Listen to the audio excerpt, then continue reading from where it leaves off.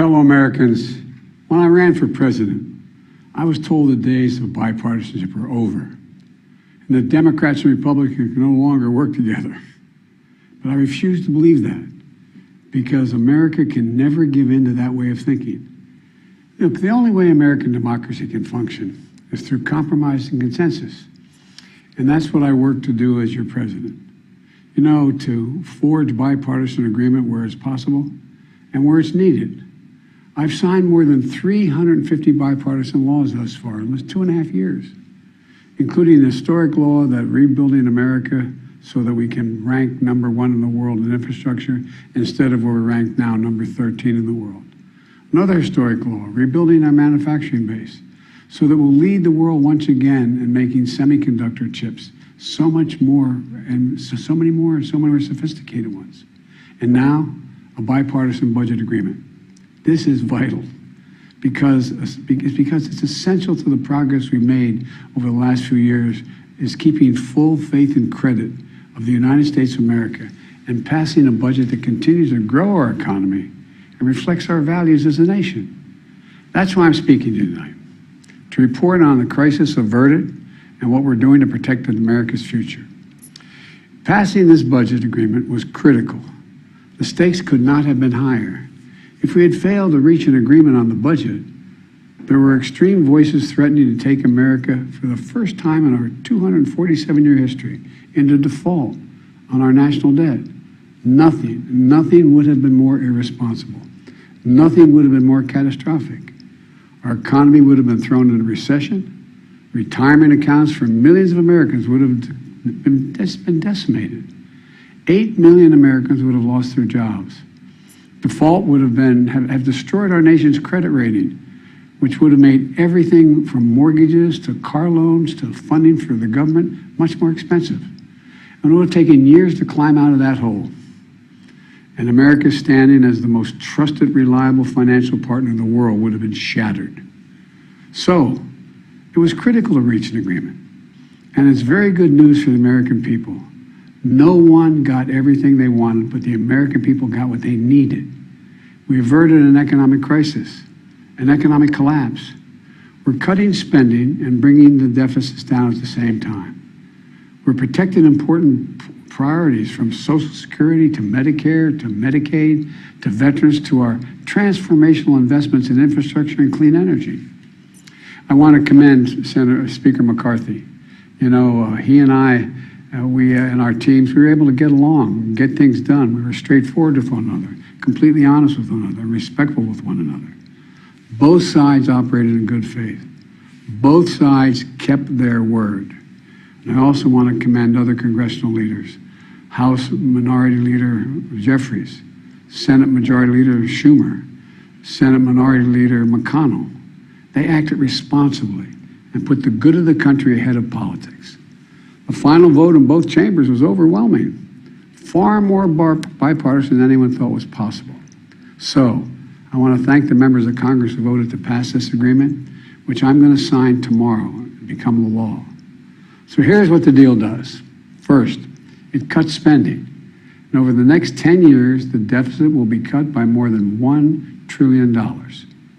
And that will be on top of the record $1.7 trillion.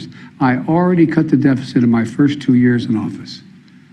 And it's clear we're all on a much more fiscally responsible course than the one I inherited when I took office 4 years ago.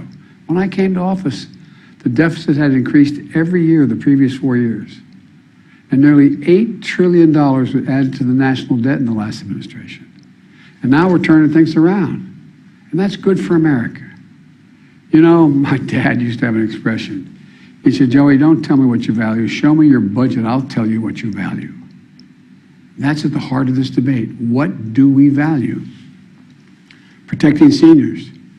You may remember during my State of the Union address, there was a spirit exchange between me and a few Republicans spontaneously occurring on the floor of the House of Representatives. I was pointing out that for years, some of them were putting forward proposals to cut Social Security and Medicare. And some of them that night took exception, and they said very loudly that that wasn't true. So I asked them on the floor at that night, I said, ask them a simple question. Will you agree not to cut Social Security, not to cut Medicare? Would they agree to protect these essential programs? They're a lifeline for millions of Americans. Programs that these Americans have been paying into every single paycheck they've earned since they started working.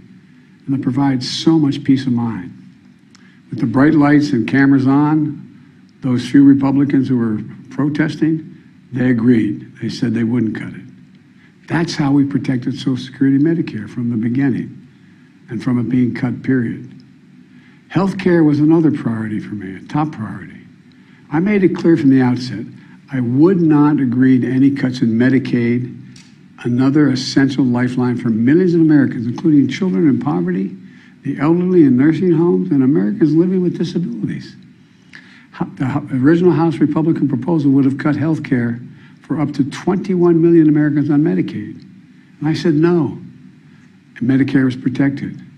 And so were millions of people most in need. Look, I've long believed that the only one truly sacred obligation that the government has is to prepare those we send into harm's way and care for them and their families when they come home and when they don't come home. That's why my last budget provided VA hospitals with additional funding for more doctors, nurses, and equipment to accommodate the needs of veterans and more appointments. The House Republican plan would have meant 30 fewer million VA healthcare visits for our veterans. We didn't let that happen. In addition, this bill fully funds the Bipartisan PACT Act, the most significant law in decades for veterans exposed to toxic burn pits and for their families. It expands access to those veterans and their families to health care and to disability benefits. Look, we're investing in America and our people and in our future. We've created over 13 million new jobs, nearly 800,000 manufacturing jobs. Where is it written that America can't lead the world again in manufacturing? Unemployment is at 3.7%. More Americans are working today than ever in the history of this country. And inflation has dropped 10 straight months in a row. In this debate, I refuse to put what was responsible for all this economic progress on the chopping block. This bipartisan agreement protects the law that will help us build the best infrastructure in the world. It fully protects the CHIPS and Science Act, which is going to bring key parts of our supply chain to America, so we don't have to rely on others, like semiconductors, those tiny computer chips smaller than the tip of your finger that affect nearly everything we rely on, from cell phones to building automobiles to the most sophisticated weapon systems and so much more. We protected another law that I passed and signed last year that finally beat Big Pharma, which I've been trying to do for over 30 years. It finally gives Medicare the power to negotiate lower drug prices, just like the VA has been able to do for veterans. This law has already dramatically cut the cost of insulin for seniors, from as much as $400 a month to just $35 a month for insulin. Negotiating lower drug prices not only saves seniors a lot of money, it saves the country a lot of money. $160 billion that's not having to be paid out because drug prices are more rational. We pay the highest drug prices of any industrial nation in the world, and it's just the beginning. You know, we also protected the most significant breakthrough ever in dealing with the existential threat of climate change. Today, new wind and solar power is cheaper than fossil fuel. Since I've been in office, clean energy and advanced manufacturing have brought in $470 billion in private investments. It's going to create thousands of jobs, good-paying jobs, all across this country, and help the environment at the same time. Remember, at the beginning of this debate, some of my Republican colleagues were determined to gut the clean energy investments. I said, no, we kept them all.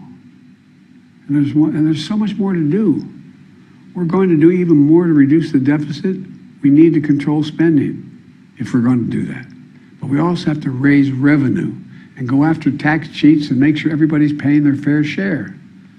No one, I promise, no one making less than $400,000 a year will pay a penny more in federal taxes. But like most of you at home, I know the federal tax system isn't fair. That's why I kept my commitment, again, that no one earning less than $400,000 a year will pay a penny more in federal taxes. That's why last year I secured more funding more IRS funding to go after wealthy tax cheats. The nonpartisan Congressional Budget Office, and it is nonpartisan, says that this bill will bring in $150 billion, and other outside experts expect that it would save as much as $400 billion because it's forcing people to pay their fair share. Republicans may not like it, but I'm going to make sure the wealthy pay their fair share. I'm also proposed closing over a dozen special interest tax loopholes for big oil, crypto traders, hedge fund billionaires, saving taxpayers billions of dollars. Republicans defended every single one of these special interest loopholes, every single one. But I'm going to be coming back, and with your help, I'm going to win. Right now, catch this, right now the average billionaire in America pays just 8% in federal taxes. 8%. Teachers and firefighters pay more than that. That's why I proposed a minimum tax for billionaires. Republicans are against it, but I'm going to keep fighting for it. No billionaire should pay less in federal taxes than a teacher or a firefighter. Look, let me close with this. I know bipartisanship is hard, and unity is hard, but we can never stop trying. Because in moments like this one, the ones we just faced, where the American economy and the world economy is at risk of collapsing, there's no other way. No matter how tough our politics gets, we need to see each other not as adversaries, but as fellow Americans. Treat each other with dignity and respect. To join forces as Americans to stop shouting, lower the temperature, and work together to pursue progress, secure prosperity, and keep the promise of America for everybody. As I've said in my inaugural address, without unity, there is no peace, only bitterness and fury. And we can never become that country. I can honestly say to you tonight that I've never been more optimistic about America's future. We just need to remember who we are. We are the United States of America. And there's nothing we can't do when we do it together. So thank you all for listening, taking the time tonight to listen to me. May God bless you all, and may God protect our troops. Thank you.